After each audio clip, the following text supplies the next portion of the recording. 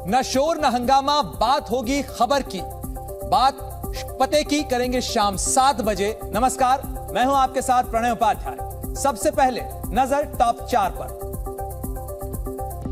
पहाड़ों पर कुदरत की मार जारी है। उत्तराखंड में भारी बारिश की वजह से केदारनाथ यात्रा रोक दी गई, तो वहीं हिमाचल प्रदेश में भूस्खलन का खतरा बढ़ गया है।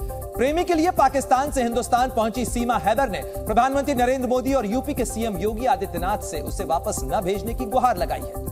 बंगाल में पंचायत चुनाव की मतगणना के बीच हिंसा का दौर जारी है और कई जगहों पर बम मिले हैं, तो वहीं दक्षिण 24 परगना जिले में 3 लोगों की मौत की भी खबर है। और लैंड फॉर जॉब मामले में बीजेपी बिहार के डिप्टी सीएम तेजस्वी यादव के इस्तीफे की मांग पर अड़ गई है। विधानसभा में हंगामे के दौरान कुर्सी फेंकने की भी कोशिश है। तो पाकिस्तान से भारत आई सीमा हैदर को सचिन से मोहब्बत करना बहुत भारी पड़ रहा है। सीमा को हर रोज जान से मारने की धमकियां मिल रही हैं। पाकिस्तान के बलोच डाकुओं ने तो वतन न लौटने पर उसका सिर कलम करने की धमकी दी है, जिसका वीडियो सोशल मीडिया पर वायरल हो रहा है। इस वीडियो में 6 नकाबपोश दिख रहे हैं। सबके हाथों में राइफल है और बीच में बैठा शख्स सीमा के साथ साथ पाकिस्तान में रहने वाले हिंदुओं को धमकाता नजर आ रहा है। हमारा अपील है, हम जखरानी कबीले वाला है, हमारा लड़की इधर से गया है, तुम्हारा पाकिस्तान से गया, इंडिया में दिल्ली में गया, ये बात समझ लो। तुमने हमारा लड़की औरत वापस नहीं किया। जिलो, जेकाबाद, कश्मीर, रतोदेरो, जहाँ जहाँ तुम्हारा हिंदू गैर मजहब हाथ आ गया उसका। वीडियो के जरिए बलोच डाकू ने धमकी दी है कि अगर सीमा को वापस नहीं भेजा जाता तो जहां जहां हिंदू या दूसरे मजहब के लोग मौजूद हैं उन्हें बख्शा नहीं जाएगा। इज्जत प्यारा है तो हमारा वापस करो, और बच्चों समेत नहीं वो भेज दिया। ये गोला देख रहे हो, गोला ये देख रहे हो, बलोच कौम है, जखरानी है, ये सारा चला के सारा पाकिस्तान जिंदाबाद, पाकिस्तान जिंदाबाद। जानकारी के मुताबिक इस वीडियो के वायरल होते ही सिंध प्रांत की पुलिस ने सुरक्षा बढ़ा दी है। पुलिस ने बताया है कि हिंदू धर्म से जुड़े लोगों और जगहों की सुरक्षा पुख्ता कर दी गई है, क्योंकि उत्तरी सिंध के घोटकी, कश्मीर, कंदकोट और जैकबाबाद में डकैतों के कई गैंग सक्रिय हैं। वहीं सीमा हैदर भारत की सरकार से पाकिस्तान वापस न भेजे जाने की अपील करती दिखी। सीमा ने कहा कि वो गलत तरीके से भारत में दाखिल जरूर हुई, लेकिन अब वापस नहीं जाना चाहती। सीमा हैदर ने आशंका जाहिर की है कि पाकिस्तान में उसकी हत्या कर दी जाएगी। इंडिया को धमकी दे रहे हैं कि सीमा लौटा दो वरना ऐसे करेंगे। मुझे यकीन है कि इंडिया की जो सरकार है वो डरने वाली नहीं है। वो लोग ये सोच रहे हैं कि डर के सीमा हमें वापस दे देंगे। जिस तरह कह रहे हैं कि सीमा को हम भारत में रहने नहीं देंगे, वापस बुला के इसकी सरेआम गर्दन काटेंगे, तो मुझे विश्वास है क्योंकि मैं भारत में हूँ और यहाँ मैं बहुत सेफ हूँ। वहीं सीमा ने प्रधानमंत्री मोदी और यूपी के सीएम योगी आदित्यनाथ से वापस पाकिस्तान न भेजने की अपील की है। इस दौरान सीमा का गला रुंध गया और वो रोने लगी। मैं तो मर ही जाऊंगी, मुझे अपनी जिंदगी का दुख नहीं रहेगा। मेरी बेटियां हैं, वो उनकी जिंदगी खराब हो जाएगी और मैं चाहूंगी कि मुझे ना भेजा जाए, हमें वापस बिल्कुल ना भेजा जाए। मैं यहाँ बहुत खुश हूँ। मेरी रिक्वेस्ट है, मेरे एक यहाँ रहने से कोई भारत पे बोझ नहीं बढ़ेगा। मैं एक हाउस वाइफ बन के रहूंगी, जैसे कहेंगे मैं वैसे रहूंगी, पर मुझे वापस ना भेजा जाए। मैं लेकिन पाकिस्तानी महिला सीमा हैदर को लेकर तरह तरह के कयास लगाए जा रहे हैं। उसके पाकिस्तानी जासूस होने की बात भी कही जा रही है। कहा जा रहा है कि वो पाकिस्तानी खुफिया एजेंसी ISI की ट्रेन जासूस है। यही नहीं, कहा तो यहां तक जा रहा है कि सीमा हैदर का भाई पाकिस्तान की सेना में है।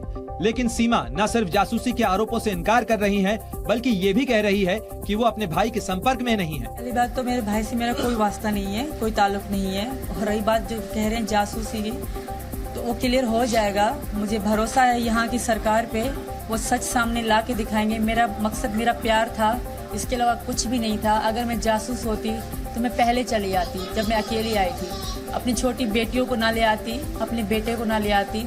हालांकि सीमा की अच्छी खासी हिंदी बोलने, उर्दू के शब्दों का कम इस्तेमाल करने और पहनावे को लेकर भी शक जताया जा रहा है, जबकि सीमा हैदर का कहना है कि वो मन से हिंदुस्तानी बन चुकी है। मैं मन से हिंदुस्तानी बन चुकी हूँ। मैंने शब्दों की खुद चेंजिंग करी, क्योंकि मेरे पति ने मेरे साथ 3 साल बात हमारी होती रही है, तो मुझे शौक था ये इस भाषा को सीखने का। तो मैं पाकिस्तान में भी आमतौर पर ऐसे ही बोला करती थी। और रही बात लिबास की, तो मैं इनकी पत्नी हूँ, तो मुझे ऐसा करना पड़ा। और मैं हिंदू धर्म से हूँ अब, तो ये मेरे लिए शान है मेरी। सीमा चाहे लाख दावे करे कि मोहब्बत की गिरफ्त में आकर वो गैर कानूनी तरीके से भारत आई, लेकिन कुछ सवाल हैं जो अब भी सीमा के संदिग्ध होने की ओर इशारा करते हैं। जांच के दौरान पुलिस को सीमा के पास से फर्जी आधार कार्ड मिले हैं। इसी आधार कार्ड को एडिट कर इसमें सचिन को सीमा का पति बताया गया था। तो सवाल यह है कि सीमा ने ऐसा क्यों किया? पुलिस को सीमा के पास से कई मोबाइल फोन भी मिले हैं। ये मोबाइल पूरी तरह से टूटे हुए हैं। एक फोन में तो पाकिस्तान का सिम भी लगा है। ऐसे में सवाल उठता है कि सीमा को इतने सारे फोन इस्तेमाल करने की जरूरत आखिर क्यों पड़ी, और अगर उसने इन फोन का इस्तेमाल किया भी था तो इसे तोड़ा क्यों गया? इस लव स्टोरी में एक सवाल यह भी उठता है कि आखिर एक सामान्य सी महिला को पबजी खेलने और उसके जरिए किसी से बात करने की समझ कहां से आई? सीमा और सचिन ने पुलिस को जो कहानी बताई है उससे यह तो साफ है कि सीमा को टेक्नोलॉजी और फोन के इस्तेमाल की सही तरीके से कब और कैसे उसका इस्तेमाल करना है, इसके बारे में बखूबी जानकारी है। हालांकि सीमा हैदर इन तमाम सवालों के जवाब देती है और वो कहती है कि मैं सिर्फ एक बात कहती हूं, वो यह है कि उसे सचिन से बेपनाह मोहब्बत है। सीमा का कहना है कि उसने सिर्फ एक गलती की कि बिना वीजा के वो भारत आई, लेकिन इस गलती के पीछे भी वो सचिन के इश्क को कारण बताती है। जी न्यूज से बातचीत में सीमा ने कहा कि उसे भारत का वीजा नहीं मिला, इसीलिए वो चोरी छिपे नेपाल के रास्ते आई। मैं हिंदुस्तानी हूँ, मैं मन से हिंदुस्तानी हूँ, मुझे रहने दिया जाए। मानती हूँ मैं गलत रास्ते से आई हूँ, ये मेरी मजबूरी थी क्योंकि यहाँ का वीजा मुझे नहीं मिला। अगर मुझे यहाँ का वीजा मिलता तो मैं इस तरह अभी बात नहीं करती होती, हम सुकून की जिंदगी जी रहे होते। मैं वहीं सीमा हैदर ने इस बात से भी इनकार किया है कि उसके पास फर्जी आईडी कार्ड है। जिस तरह लोग कह रहे हैं कि सीमा के पास 3 आधार कार्ड थे, आईडी कार्ड थे, ऐसा झूठ है मैम। मेरे पापा की आईडी कार्ड की कॉपी है, जो हैदर है उनकी आईडी कार्ड की कॉपी है, और मेरा ओरिजिनल कार्ड है, और मेरा वैक्सीन कोरोना का कार्ड है। वैसे इस बीच सीमा की पहली शादी के हलफनामे को लेकर भी सवाल उठ रहे हैं। कहा जा रहा है कि सीमा ने पाकिस्तानी नागरिक हैदर से लव मैरिज की थी, लेकिन जी न्यूज से बातचीत में सीमा ने इस आरोप से भी इनकार किया। साइन मुझसे लिए गए थे, मुझे नहीं पता कि क्या लिखा था क्या नहीं लिखा था। मेरी शादी लव मैरिज नहीं, ना ही धूमधाम से। मैदानों से लेकर पहाड़ों तक कुदरत का कहर थमने का नाम नहीं ले रहा है। उत्तराखंड में बारिश के रेड अलर्ट के बीच स्थानीय लोग जान जोखिम में डाल रहे हैं। उत्तरकाशी में गंगोत्री यमुनोत्री हाईवे पर मलबे और झरने के तेज बहाव में लोग खतरा मोल लेकर सड़क से गुजरते दिखे। गंगोत्री हाईवे पर कई जगह लैंडस्लाइड हुआ है। हिमाचल प्रदेश के सीएम सुखविंदर सिंह सुक्खू ने चंद्रताल झील का हवाई सर्वेक्षण किया। लाहौल और स्पीति जिले में बर्फबारी की वजह से चंद्रताल और लोसर के बीच कई यात्री फंसे हुए हैं। हिमाचल प्रदेश के 6 जिलों में बारिश का अलर्ट भी है। उत्तराखंड के धारचूला में धौलीगंगा नदी और काली नदी में जबरदस्त उफान आ गया। पिथौरागढ़ में national hydro electric power corporation के चिरकिला बांध से पानी छोड़े जाने के बाद धौलीगंगा नदी का जलस्तर बढ़ गया है।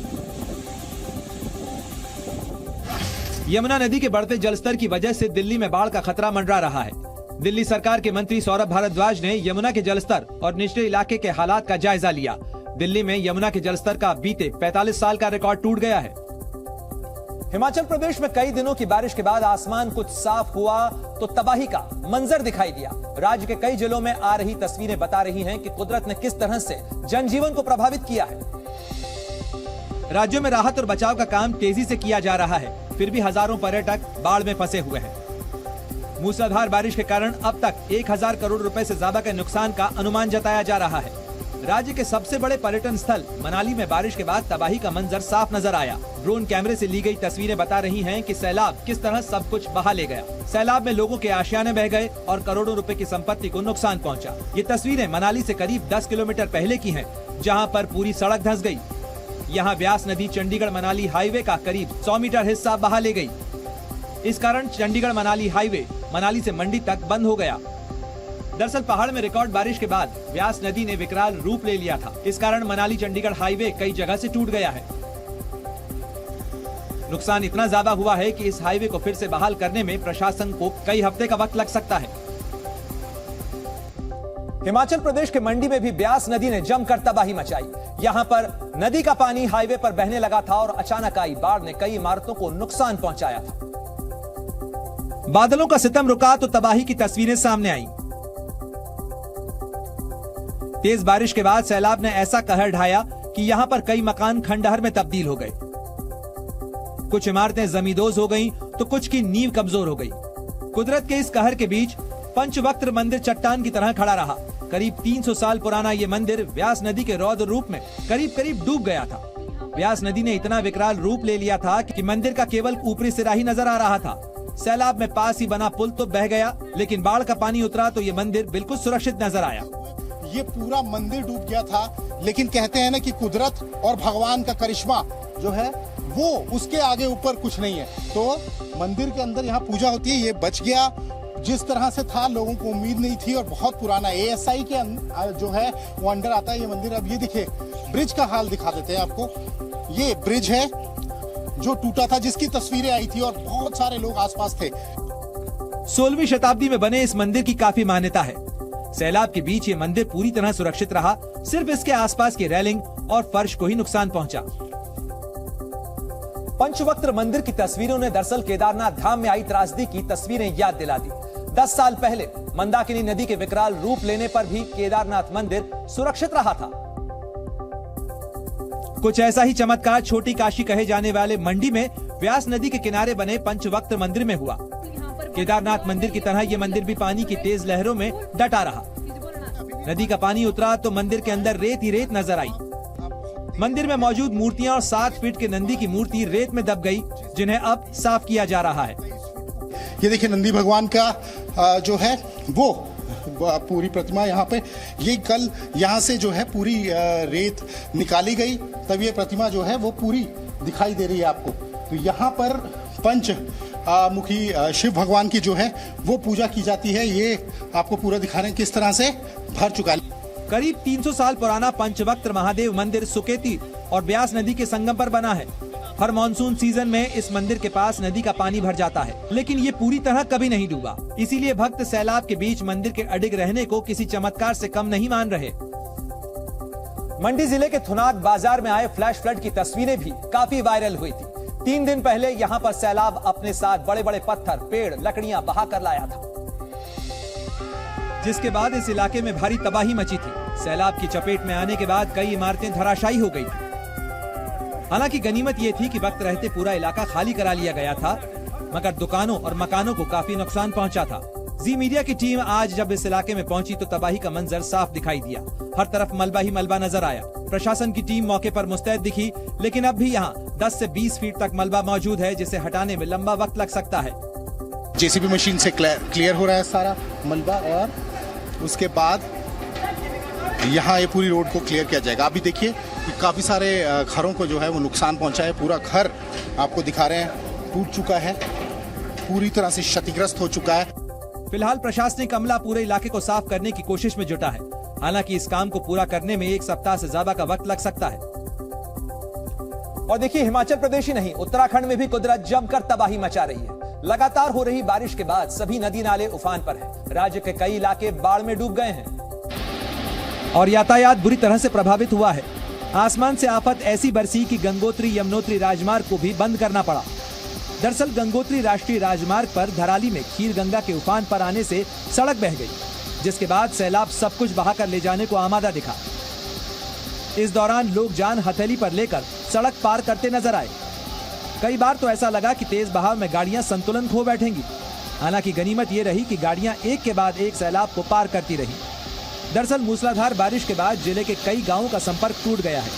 कई गांवों में बिजली और पीने के पानी की सप्लाई भी प्रभावित हुई है। सड़क पर बाढ़ का पानी बह रहा है, इसीलिए हालात को देखते हुए प्रशासन ने गंगोत्री यात्रा पर रोक लगा दी है। दरअसल देवभूमि पर कुदरत कहर बरपा रही है और फिलहाल इससे छुटकारा मिलने की उम्मीद भी कम ही है। मौसम विभाग ने अगले 24 घंटों के लिए राज्य में रेड अलर्ट जारी किया है और कई जिलों में तेज बारिश की आशंका जताई गई है।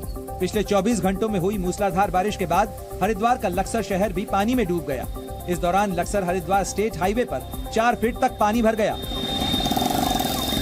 बारिश के बाद रेलवे लाइन और स्टेशन भी डूब गए। कई बस्तियों में पानी भर गया और लोग छत पर रहने को मजबूर हो गए। लक्सर के कुआंखेड़ा गांव के पास सोनाली नदी का बांध टूटने से क्षेत्र में बाढ़ जैसे हालात बन गए। यहां पानी का सैलाब ऐसा आया कि सड़क बह गई। क्षतिग्रस्त सड़क को देखने के लिए यहां काफी लोग जुट गए, जिन्हें खतरे को देखते हुए पुलिस कर्मियों ने मौके से हटाया। इस बीच गंगा नदी का जलस्तर भी डराने लगा है। हरिद्वार में उफान मार रही गंगा नदी खतरे के निशान के पास पहुंच गई है। गंगा के विकराल रूप लेने के कारण प्रशासन ने भी एहतियाती कदम उठाए हैं। 2 दिन से लगातार हो रही बारिश के बाद बांध के सभी गेट खोल दिए गए और जिले में रेड अलर्ट के बाद एसडीआरएफ की भी तैनाती कर दी गई है। उत्तराखंड में मूसलाधार बारिश के चलते लैंडस्लाइड की घटनाएं भी सामने आ रही हैं। पहाड़ दरक रहे हैं। सैलाब के सितम के आगे हर कोई बेबस नजर आ रहा है और इमारत घुटने टेक रही हैं। तस्वीरें पौड़ी गढ़वाल की है, जहां के कुंजौली गांव में एक मकान पानी में समा गया। बाढ़ के बाद हुए भूस्खलन में मकान ढहने की तस्वीरें कैमरे में कैद हो गई। तस्वीरें देखकर अंदाजा लगाया जा सकता है कि किस तरह लोगों पर पहाड़ जैसी परेशानी टूट पड़ी है। मकान ढहने की खबर पिथौरागढ़ के धारचूला से भी सामने आई। यहाँ देखते ही देखते एक मकान जमींदोज हो गया। एक घर चला गया, आंखों के सामने इतना बड़ा घर चली गया।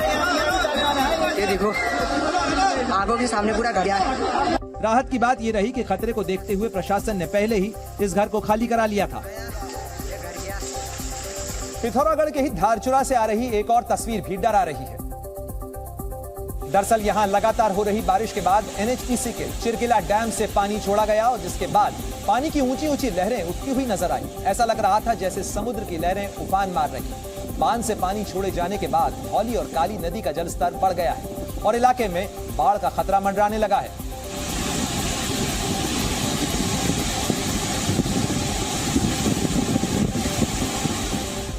उत्तराखंड में लगातार हो रही बारिश का असर केदारनाथ यात्रा पर भी पड़ा है। प्रशासन ने यात्रा रोक दी है। श्रद्धालुओं को सोनप्रयाग और गौरीकुंड में ही रोका गया है। इस कारण सोनप्रयाग में गाड़ियों की लंबी कतार दिखाई दी। दरअसल केदारनाथ यात्रा पर कई जगह भूस्खलन के कारण रास्तों पर मलबा आ गया, जिसके बाद श्रद्धालुओं को आवाजाही में दिक्कतें आने लगी। केदारनाथ धाम के पास बहने वाली मंदाकिनी और अलकनंदा नदियों का जलस्तर भी खतरे की आहट दे रहा है। मौसम विभाग ने भी 13 जुलाई तक प्रदेश में बारिश का ऑरेंज अलर्ट जारी किया है। मौसम विभाग ने उत्तराखंड के 11 जिलों में भारी बारिश की आशंका जताई है। इनमें रुद्रप्रयाग, चमोली, पिथौरागढ़, उत्तरकाशी और टिहरी भी शामिल है। इसी कारण प्रशासन ने कुछ समय के लिए केदारनाथ यात्रा पर रोक लगा दी है। उत्तराखंड के सीएम पुष्कर सिंह धामी ने 4 धाम यात्रा पर आने वाले यात्रियों को मौसम देखकर ही यात्रा करने की अपील की है। राजस्थान में पुलिस के पहरे में गैंगस्टर पर ताबड़तोड़ गोलियां चल गई। राजस्थान के भरतपुर में अमोली टोल प्लाजा पर गैंगस्टर कुलदीप जाघीना की गोली मारकर हत्या कर दी गई। कृपाल जाघीना हत्याकांड के मुख्य आरोपी कुलदीप जाघीना और विजयपाल की आज कोर्ट में पेशी थी। पुलिस के कड़े पहरे में दोनों आरोपियों को लाया जा रहा था। कांग्रेस नेता राहुल गांधी दिल्ली की पूर्व सीएम शीला दीक्षित के आवास में शिफ्ट हो सकते हैं। सूत्रों के मुताबिक दिल्ली के B2 निजामुद्दीन ईस्ट में मौजूद पूर्व मुख्यमंत्री शीला दीक्षित का घर राहुल गांधी का नया पता होगा, जहां वो रेंट एग्रीमेंट साइन करके और किराया देकर रहेंगे। पश्चिम बंगाल के दक्षिण 24 परगना के भांगर इलाके में देसी बम मिले, जिसे बम स्क्वाड ने डिफ्यूज कर दिया। बम स्क्वाड ने पहले बम वाली जगह का निरीक्षण किया और फिर रस्सी से बंधे देसी बम को डिफ्यूज किया। हालांकि बम किसने लगाए, इसकी पुष्टि नहीं हो पाई है। राजस्थान के बाड़मेर में लूनी नदी के तेज बहाव की वजह से बॉयलर ले जा रहे ट्रक सड़क पर फंस गए, जिसकी वजह से सैकड़ों वाहन भी आगे नहीं बढ़ पाए।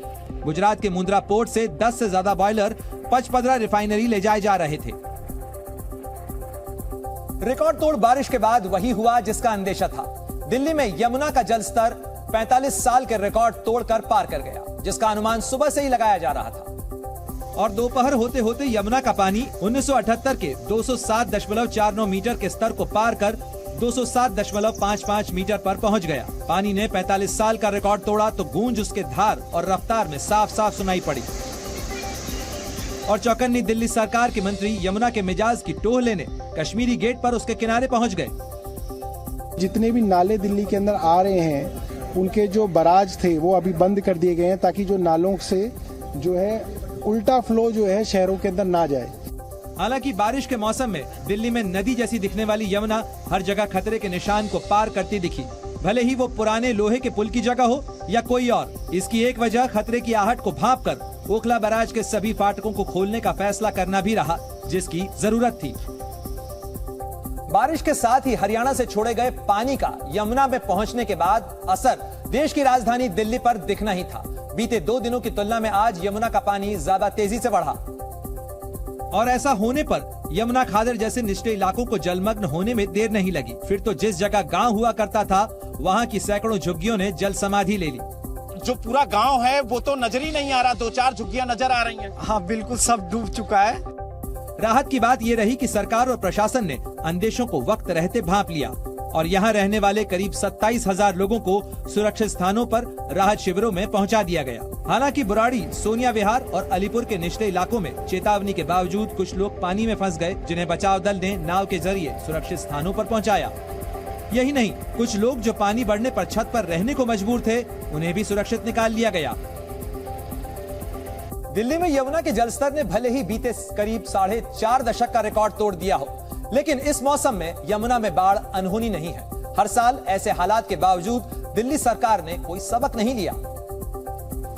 यमुना किनारे और दिल्ली के निचले हिस्से में रहने वाले लोगों की परेशानी तो यही कहती है। ज्यादातर जगहों पर जो राहत शिविर लगाए गए वो खुले में है। यकीन न हो तो ISBT के पास बनाए गए राहत शिविरों को ही देखिए, जो एक फ्लाईओवर के नीचे हैं। यहाँ महिलाएं और बच्चे खुले में रहने को मजबूर हैं और इनकी शिकायत है कि इनके खाने पीने का कोई इंतजाम नहीं होने की वजह से ये भूखे रहने को मजबूर हैं।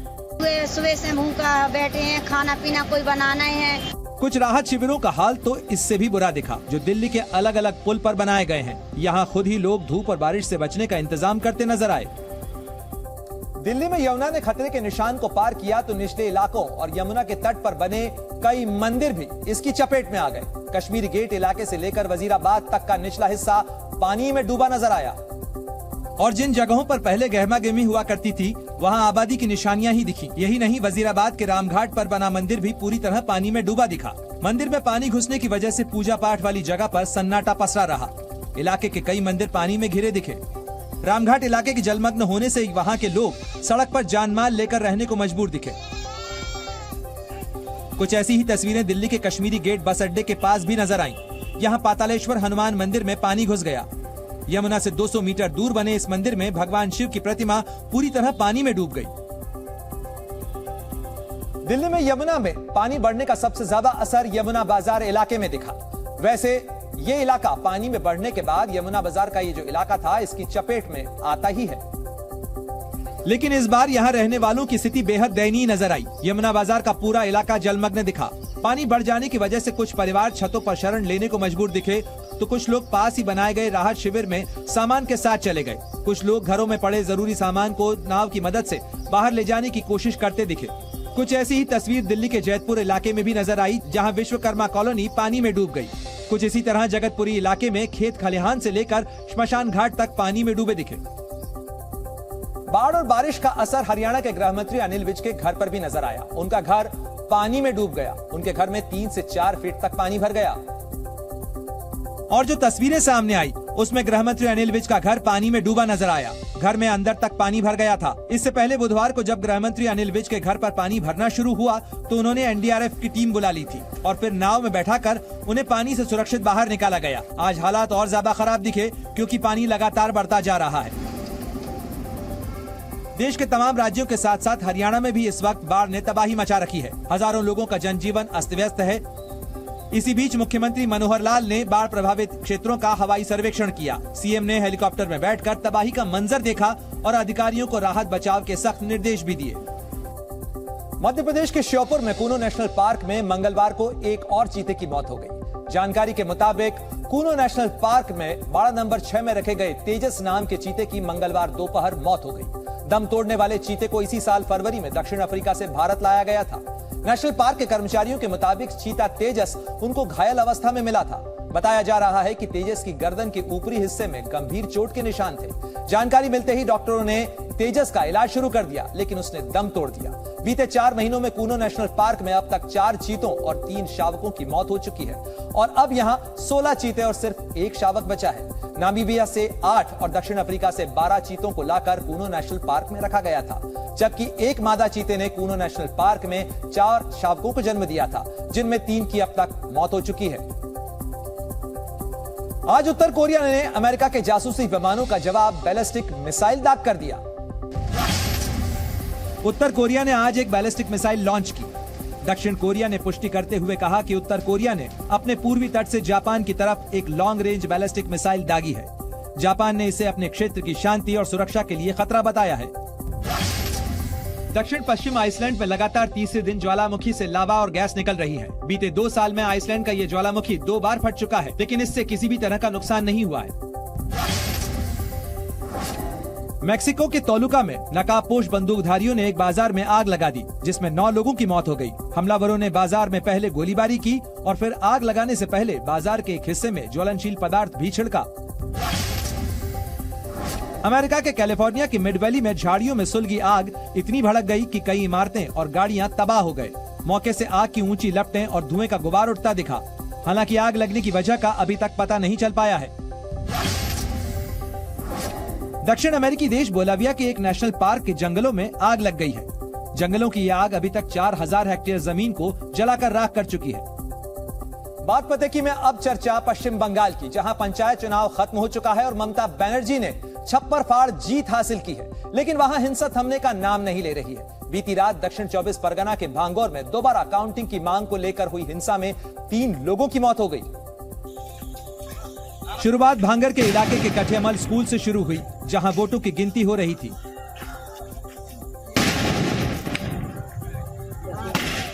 टीएमसी प्रत्याशी की जीत के ऐलान के बाद इंडियन सेकुलर फ्रंट पार्टी के कार्यकर्ता भड़क गए। उन्होंने दोबारा काउंटिंग की मांग की, लेकिन मामला थोड़ी देर में बिगड़ गया और हिंसा शुरू हो गई।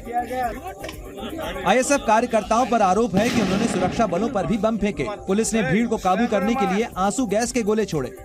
हिंसा में आईएसएफ के 2 कार्यकर्ता रिजाउल गाजी और हसनुल मोल्ला की मौत हो गई। तीसरी मौत राजू मोल्ला की हुई, जो राहगीर था। हसन अली के परिवार का आरोप है कि हसन के सिर पर गोली मारी गई थी। रात चल की बाड़ी आते झेराव करता रात तर गोली चली ऐसे माता दे। हिंसा में एडिशनल एसपी और उनके गार्ड को भी गोली लगी है, जिनका इलाज चल रहा है। दक्षिण 24 परगना के भांगर और काशीपुर पुलिस स्टेशन इलाकों में धारा 144 लागू कर दी गई है। इस बीच भांगौर में पुलिस ने कई जिंदा देसी बम मिलने की सूचना जताई है, जिसके बाद पुलिस स्क्वाड के साथ मौके पर पहुंच गई। बम निरोधक दस्ते ने बमों को निष्क्रिय किया।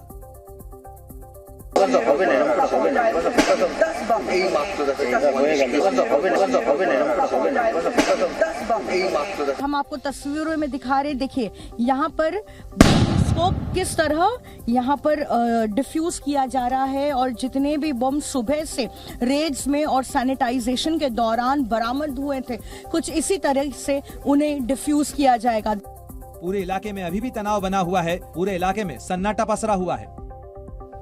इस बीच दक्षिण 24 परगना में नतीजे घोषित होने के बाद एक और हत्या हो गई। बीती देर रात वहां पर रायदिगी में टीएमसी के एक कार्यकर्ता का शव बरामद हुआ। मृतक 24 साल का विप्लव हलदर तृणमूल का सक्रिय कार्यकर्ता था। विप्लव जिस बूथ पर काम कर रहा था, उस पर बीजेपी ने जीत हासिल की है।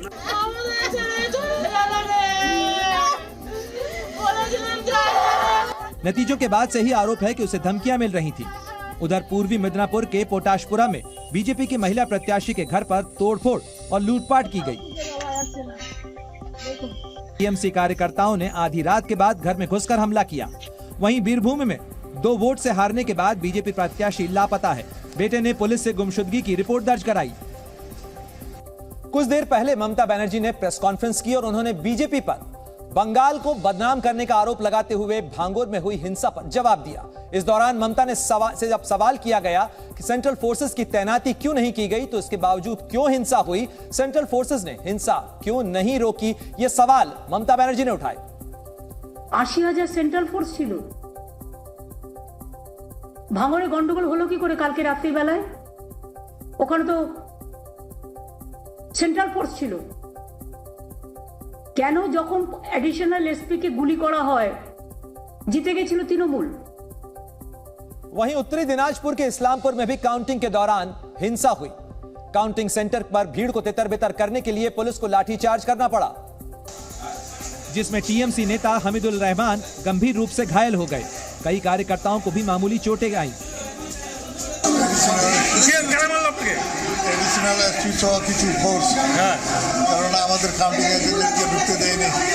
वहीं कूच बिहार के दिनहाटा में बीती रात बमबारी की घटना हुई। सुबह सड़क पर जिंदा बम पड़ा मिला। टीएमसी ने बीजेपी पर बमबारी का आरोप लगाया। कोलकाता के न्यू टाउन के गौरांग नगर में भी जिंदा बम बरामद हुए। बंगाल के पूर्वी मिदनापुर में टीएमसी उम्मीदवार की हार उसके समर्थक बर्दाश्त नहीं कर पाए। दोबारा काउंटिंग की मांग को लेकर एक महिला प्रदर्शनकारी हाथ में जहर की बोतल लेकर खुदकुशी की धमकी देने लगी, क्योंकि टीएमसी कार्यकर्ताओं का आरोप था कि गिनती में गड़बड़ी हुई है। धांधली के जरिए सीपीएम उम्मीदवार को जिताया गया है। एक महिला के हाथों में जहर की बोतल थी जिसे वो पीने की धमकी दे रही थी।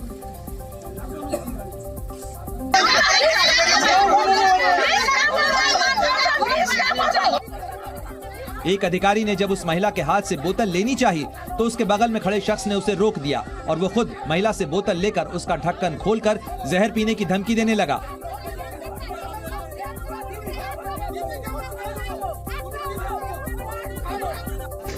वहीं वीरभूमि के बेलागाड़ी गांव में टीएमसी उम्मीदवार के हारने के बाद कार्यकर्ताओं ने गुस्से में ट्यूबवेल ही तोड़ दिया। टीएमसी नहीं बीजेपी के कार्यकर्ताओं ने भी कई जगह वोटिंग सेंटर्स के बाहर हंगामा और प्रदर्शन किया। उत्तर 24 परगना के बागदा में बीजेपी उम्मीदवार के समर्थकों ने हंगामा किया और सड़कों पर नारेबाजी की। इनका आरोप है कि बीजेपी उम्मीदवार दीपाली विश्वास को कल विजयी घोषित किया गया था, लेकिन आज जब सभी प्रत्याशियों के जीते हुए वोट की घोषणा की गई तो पाया गया कि टीएमसी उम्मीदवार ने बढ़त बनाई हुई है। इसके बाद बीजेपी प्रत्याशी का गुस्सा चरम पर पहुंच गया। दूसरी ओर मालदा के हबीबपुर में बीजेपी समर्थकों ने सड़क पर प्रदर्शन किया। बीजेपी का आरोप है कि बीजेपी की जीत के बावजूद उम्मीदवार को सर्टिफिकेट नहीं दिया गया है। दिल्ली से बीजेपी के 5 सांसदों की एक टीम बंगाल पहुंची। ये टीम बंगाल के उन इलाकों का दौरा कर रही है जहां पर पंचायत चुनाव के दौरान हिंसा हुई थी और इस टीम की अगुवाई बीजेपी सांसद रविशंकर प्रसाद कर रहे हैं। रविशंकर प्रसाद ने आरोप लगाया कि ममता सरकार ने लोकतंत्र को शर्मसार किया है। ये क्या हो गया ममता जी कि आप तो उससे भी आगे बढ़ गई। Mamata ji, why you have your politics has become uglier than the politics of left. Ravishankar Prasad ने बंगाल राज्य चुनाव आयोग पर भी सवाल खड़े किए। चुनाव आयोग ममता जी के पूरे प्रभाव और दबाव में काम कर रहा है। कांग्रेस ने बीजेपी के बंगाल डेलीगेशन भेजने पर पलटवार किया और सवाल पूछे। पहले ये बताओ कि सेंट्रल फोर्स केंद्रीय बल आने में इतना देर क्यों लगी? किसको मदद करने के लिए केंद्रीय बल तैनाती में इतना देरी किए गए? ये नोटों की बंद करो बीजेपी वालों, असली बात बताओ। बीजेपी का डेलीगेशन 3 दिनों तक बंगाल का दौरा करने के बाद अपनी रिपोर्ट पार्टी अध्यक्ष जेपी नड्डा को सौंपेगा। ममता बनर्जी ने हिंसा की जांच करने आई बीजेपी की फैक्ट फाइंडिंग टीम पर भी निशाना साधा। ममता बनर्जी ने पलटवार करते हुए कहा कि बीजेपी शासित राज्यों में हिंसा पर बीजेपी फैक्ट फाइंडिंग कमेटी क्यों नहीं भेजती। মণিপুর চলছে আজকে 2 মাস ধরে, কত লোক মারা গেছে আমি জানি না। কোথায় ফ্যাক্ট ফাইন্ডিং কমিটি? এনআরসি নিয়ে আসামে এত লোক খুন হয়ে গেল, কাউকে যেতে দেওয়া হলো না। কোথায় ফ্যাক্ট ফাইন্ডিং কমিটি? উত্তরপ্রদেশে এনআরসি নিয়ে এত অত্যাচার হলো, এনকাউন্টারের নামে অন্তত 1000 লোককে খুন করে দিয়েছে। কোথায় এনআরসি? কোথায় fact finding committee? Himachal Pradesh के लाहौल स्पीति में खराब मौसम के बीच कई यात्री फंसे हुए हैं। हिमाचल प्रदेश के लाहौल स्पीति में नदी नाले उफान पर हैं। स्पीति के मुलिंग गांव में खराब मौसम की वजह से फंसे लोगों का रेस्क्यू किया जा रहा है। रेस्क्यू टीम ने रस्सी की मदद से तेज बहाव और चट्टानी इलाकों में फंसे लोगों को बचाया। उत्तराखंड के चमोली में 2 दिन से हो रही लगातार बारिश की वजह से ऋषिकेश बद्रीनाथ नेशनल हाईवे पर लैंडस्लाइड हो गया। बड़ी तादाद में मलबा सड़क पर आ गिरा, जिसकी वजह से रास्ता बंद हो गया। बारिश के चलते जोशीमठ नीति बॉर्डर हाईवे भी कल से बंद पड़ा है। हिमाचल प्रदेश में लगातार बारिश और खराब मौसम की वजह से शादी का ऑनलाइन आयोजन हुआ। भारी बारिश की वजह से शादी की सभी तैयारियों पर पानी फिर गया, जिसके बाद कोटगढ़ के एक कपल ने मुश्किल हालात में ऑनलाइन ही शादी की। उत्तराखंड के पौड़ी गढ़वाल जिले में एक कार नदी के तेज बहाव में बह गई। कार में 5 लोग सवार थे, जिनमें से एक शख्स की मौत हो गई, जबकि एक को सुरक्षित निकाल लिया गया। बाकी 3 लोगों की तलाश अभी भी की जा रही है। लगातार हो रही बारिश की वजह से केदारनाथ यात्रा भी रोक दी गई है। मॉनसून सत्र के तीसरे दिन बिहार विधानसभा में एक बार फिर जबरदस्त हंगामा हुआ। जमीन के बदले नौकरी घोटाले की चार्जशीट में उप मुख्यमंत्री तेजस्वी यादव का नाम आने पर विपक्ष उनके इस्तीफे की मांग पर अड़ गया और सदन की कार्यवाही शुरू होते ही मुख्यमंत्री और उप मुख्यमंत्री की मौजूदगी में हंगामा शुरू हो गया। बीजेपी के कुछ विधायक कार्यवाही के दौरान कुर्सी उठाकर फेंकते नजर आए। कुर्सी फेंकने की घटना तब हुई जब उप मुख्यमंत्री तेजस्वी यादव पीडब्ल्यूडी के संबंधित सवाल का जवाब दे रहे थे। विधायकों के हाथ में कुर्सी देख उन्होंने उनकी तरफ देखा और जवाब देना जारी रखा। इस दौरान मुख्यमंत्री नीतीश कुमार भी सब कुछ चुपचाप देखते रहे। बताया गया कि विपक्ष अगवानी घाट पर बने पुल के गिरने पर जवाब चाहता था, लेकिन जब सरकार की तरफ से इसका जवाब नहीं दिया गया तो भ्रष्टाचार का आरोप लगाकर विपक्ष के सदस्य वेल में पहुंच गए। विधानसभा में कुर्सी फेंकने वाला ये कांड सदन की गरिमा को कम करने वाला था, इसमें कोई संदेह नहीं कि लेकिन अगवानी घाट पर बने करोड़ों के पुल को दो बार बह जाने पर सरकार से सवाल पूछने को बेवजह नहीं कहा जा सकता। चूंकि सरकार की तरफ से इस मुद्दे पर कोई जवाब नहीं आया, इसलिए बीजेपी ने मुख्यमंत्री नीतीश कुमार पर भ्रष्टाचार से समझौता करने का आरोप लगाकर तेजस्वी यादव के इस्तीफे की मांग कर डाली। बीजेपी के सदस्यों पर पोस्टर दिखाने, कागज फाड़कर फेंकने, कुर्सी उठाने और हंगामा करने का आरोप लगा। एक संवेदक द्वारा तकनीकी निविदा को अमान्य कर दिया गया था। 13 संवेदकों को द्वितीय निविदा में से सदन की कार्यवाही रुकी तो विपक्ष के सदस्य सदन से बाहर प्रदर्शन करते दिखे। हालांकि सदन के बाहर तेजस्वी ने पुल गिरने से जुड़े मामले पर सफाई दी। हमारे आने के बाद इंजीनियर को भी बदला गया जो देख रहा था, पुल निगम के शहर में थे उनको भी हटाया गया। तेजस्वी ने अपने इस्तीफे की मांग को यह कहकर खारिज कर दिया कि पुराने आरोपों पर विपक्ष को उनके शपथ ग्रहण के वक्त ही विरोध करना चाहिए था। उत्तर कोरिया के तानाशाह किम जोंग उन को सिर्फ हथियारों और मिसाइलों का शौक नहीं है। किम जोंग उन महंगी शराब, सिगरेट और लजीज खाने के भी बड़े भारी शौकीन हैं। ब्रिटिश टैबलॉइड डेली स्टार की एक रिपोर्ट के मुताबिक किम जोंग उन बहुत बड़े शराबी हैं और हर साल करीब 250 करोड़ रुपए की शराब पी जाते हैं। डेली स्टार के मुताबिक किम जोंग उन को ब्लैक लेवल स्कॉच, विस्की और हेंसी ब्रांडी बहुत पसंद है, जिनकी एक बोतल की कीमत ही करीब 6 लाख रुपए है। इतना ही नहीं, किम सिगरेट, जंक फूड और कॉफी पर भी हर साल करोड़ों रुपए उड़ा देते हैं। रिपोर्ट के मुताबिक किम जोंग उन को इटालियन और स्विस डिश बहुत पसंद है, यहां तक कि उन्होंने सिर्फ स्वादिष्ट पिज्जा खाने के लिए एक इटालियन शेफ को काम पर रखा था। ब्राजील की कॉफी भी किम को उनकी बड़ी कमजोरी है और वो हर साल लगभग 8 करोड़ रुपए की कॉफी पी जाते हैं। इतना ही नहीं, तानाशाह Kim Jong Un French brand Yves Saint Laurent की ब्लैक सिगरेट भी पीते हैं और सोने की पन्नी में लिपटी हुई ये रखी जाती है। डेली स्टार के मुताबिक शराब, सिगरेट और जंक फूड की वजह से किम का वजन 136 किलो तक पहुंच गया है। अमेरिका के वर्मोंट में तेज बारिश की वजह से आए सैलाब ने हाहाकार मचा रखा है।